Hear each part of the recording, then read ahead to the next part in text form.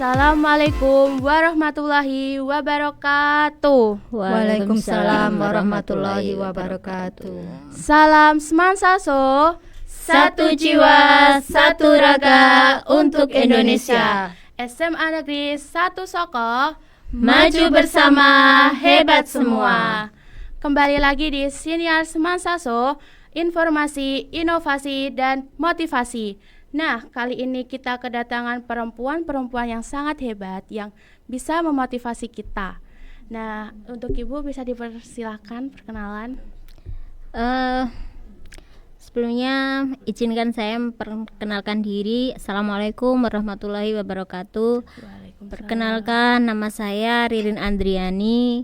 Saya di sini mengajar geografi.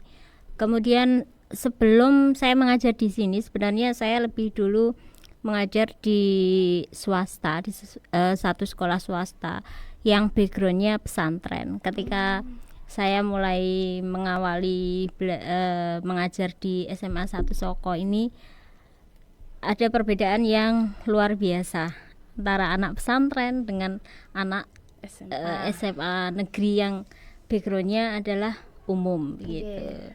Jadi banyak pengalaman yang luar biasa yang bisa saya dapatkan ketika dulu saya mengajar di swasta dengan sekarang di SMA 1 Soko. Monggo Budian. Ya, di sini saya ingin memperkenalkan diri. Nama saya Andriani Dian Pratiwi, biasanya dipanggil dengan Budian. Untuk mata pelajaran yang saya ampu sama dengan Bu Ririn, di mana di sini saya juga mengajar geografi. Sebelumnya saya juga akan pernah mengajar di SMK Rengel yang semula di sini di SMA Soko, mulai dari tahun mengajar saya tahun 2008, dan di SMK Rengel pun juga tahun 2008, sama hampir sekitar 15 tahunan saya mengajar di sini. Ya.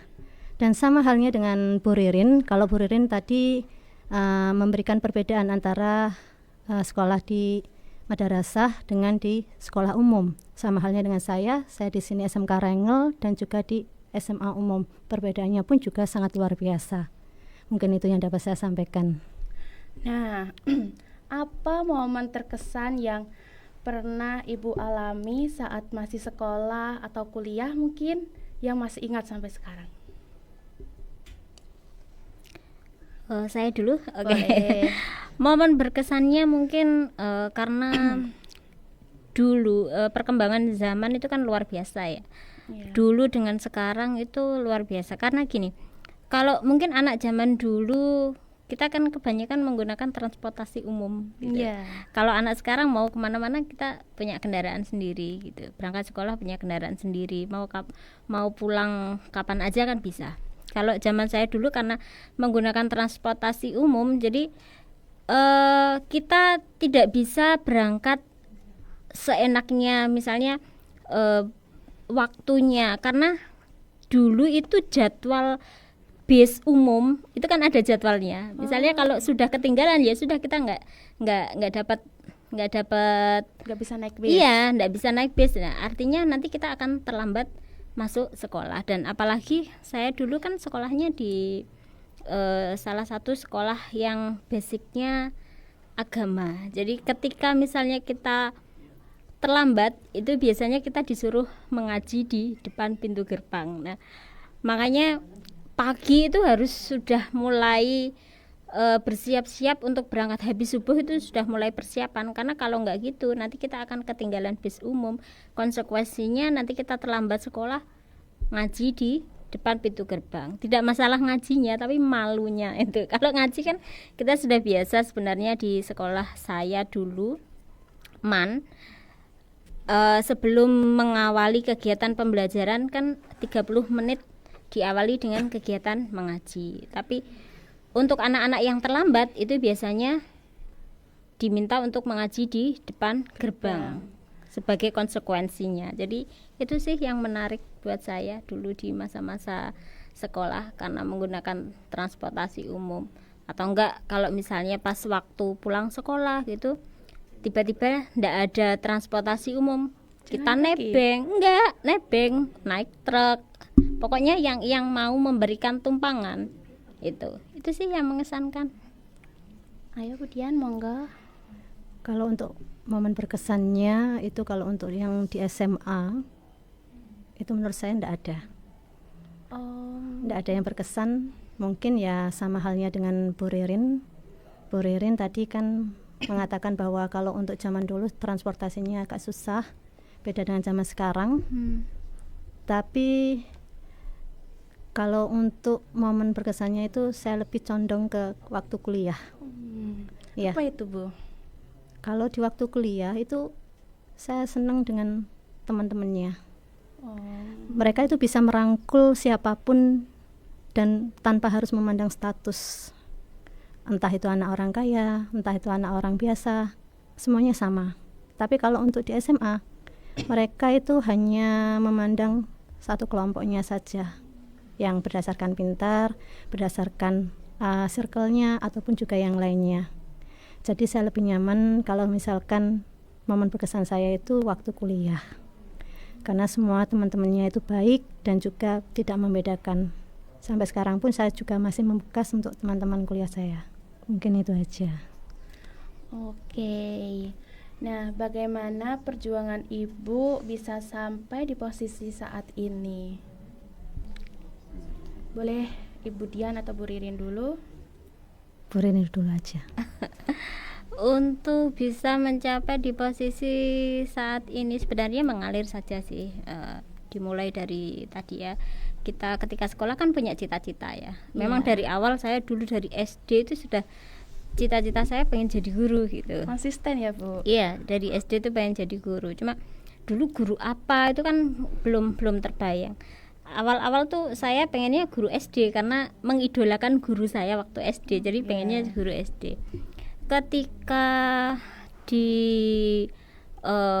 kelas 3 SMA itu kan kita sudah mulai ada bimbingan kan sama guru BK, mau masuk di universitas mana, jurusan apa begitu.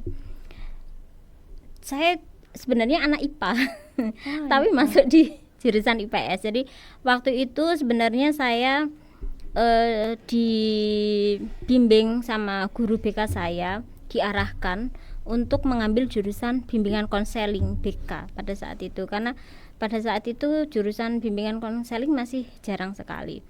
Ternyata pada saat itu teman-teman saya yang mau masuk di universitas sama dengan saya tuh ngambil jurusannya sama, BK. Kemudian saya berpikir gini, masa saya harus saingan sama teman saya sendiri kan gitu.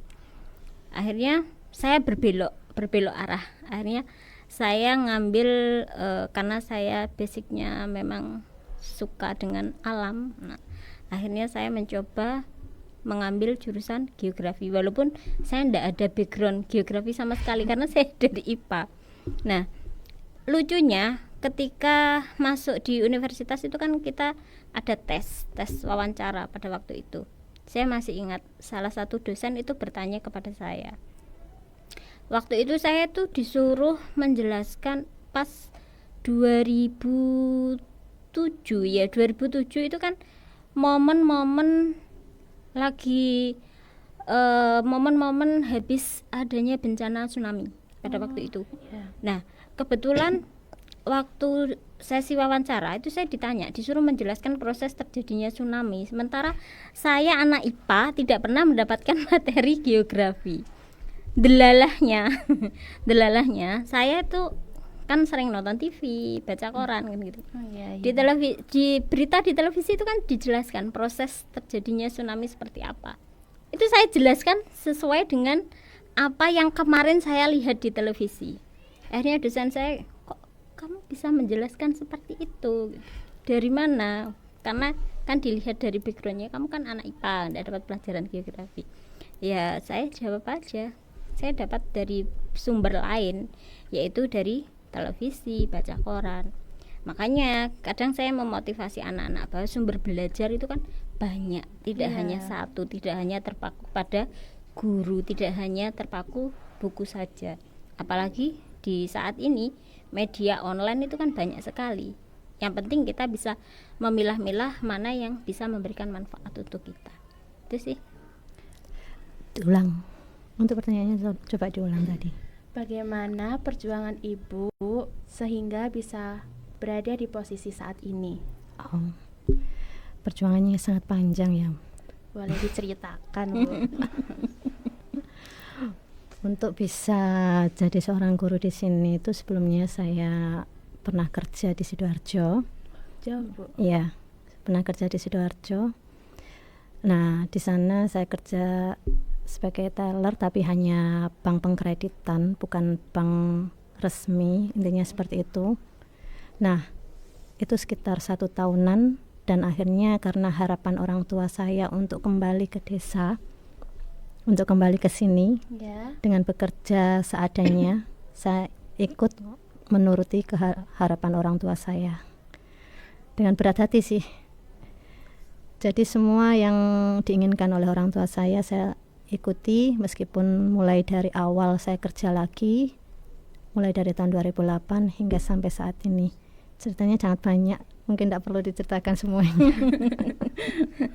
Akan menguras waktu ya. Iya. Nah, selanjutnya nih, Bu, dan pertanyaan yang terakhir. Bagaimana jika Ibu tahu bahwa hari ini tuh hari terakhir Ibu mengajar? Apa yang bakal Ibu lakukan? Coba dulu, monggo kemudian saya. Ketika saya mengetahui saat ini adalah hari terakhir saya mengajar, yang pastinya saya akan menemui siswa saya akan memberikan motivasi kepada anak-anak bahwa terkadang apa yang kita keluhkan itu menjadi idaman orang lain.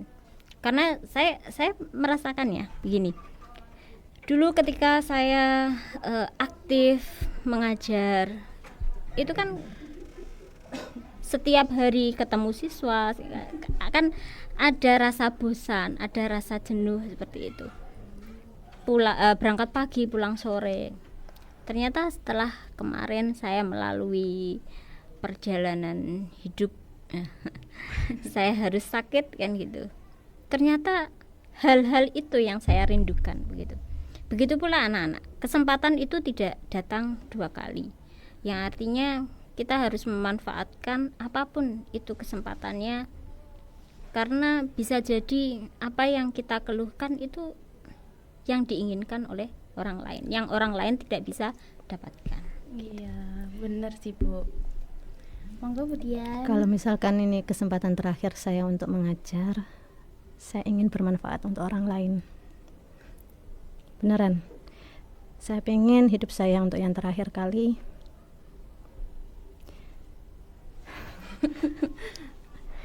bisa bermanfaat untuk orang lain. Karena selama ini saya merasa saya bukan pribadi yang baik. Saya merasa pribadi saya sangat kurang sekali, jauh dikatakan baik. Jadi saya pengennya bermanfaat untuk orang lain dan jadi pribadi yang lebih baik tentunya. Tapi saya berterima kasih pada diri saya sendiri, karena selama ini saya sudah kuat dan juga sudah bisa menjalani ini semuanya. Harapan saya cuman itu. Saya cuman pengen jadi pribadi yang lebih baik, karena saya merasa bukan orang yang baik dan masih banyak yang harus saya lakukan, dan bahkan saya masih belum bisa bermanfaat untuk orang lain. Itu yang saya inginkan, dan mungkin itu yang akan saya berikan motivasi kepada anak-anak. Kemarin kan saya menjadi pembina pun juga saya memberikan motivasi kepada anak-anak. Dimanapun dan siapapun kalian, tetaplah jadi pribadi yang baik, tetaplah jadi pribadi yang rendah hati. Meskipun banyak orang yang tidak menyukai dengan kita, tetapi apabila kita jadi orang yang bermanfaat, tentunya orang akan menghargai dan memberikan yang terbaik untuk kita. Itu yang saya harapkan. Udah, itu aja. Menyentuh nangis sekali, Bu. Kalau diteruskan nanti nangis. Beneran, sumpah. Gak apa-apa sih, Bu. Saya juga terharu ini, Bu. Soalnya kan nggak semua yang kita lakukan itu kayak apa ya, kayak nilai positif gitu. Kadang kita udah ngelakuin hal positif tapi ada yang ngomong gini, ngomong gitu.